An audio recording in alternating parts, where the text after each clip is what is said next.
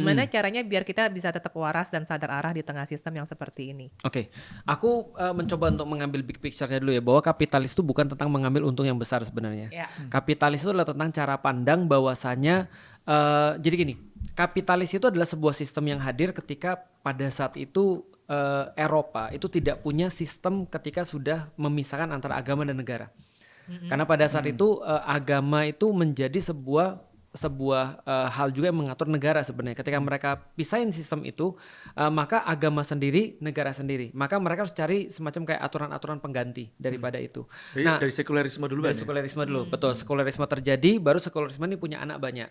Nah, salah satunya anaknya di bidang ekonomi itu namanya adalah kapitalisme. Dalam bidang pendidikan namanya adalah materialism. Artinya pendidikan tuh mendidik orang agar siapapun yang memiliki materi dia yang unggul atau dia yang mulia atau dia yang sukses. Dalam bidang politik jadi oportunis misalnya, atau tadi dalam bidang-bidang yang lain juga kayak dalam kehidupan hedonisme dan keserakahan.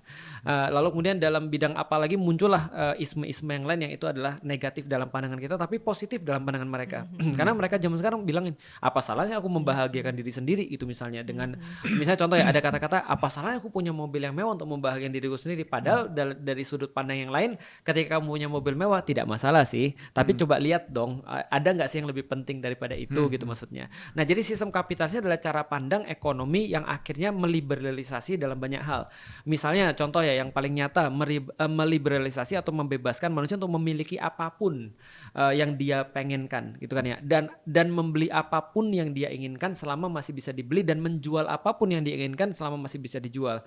Artinya sistem kapitalisme ini berdasarkan namanya juga kapitalisme dalam bahasa Arab ra'sumaliyah artinya kepala duit. Ini seperti itu.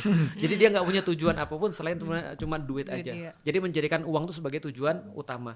Nah, jadi tidak terkait sama dengan apa ya mencari keuntungan sebesar-besarnya.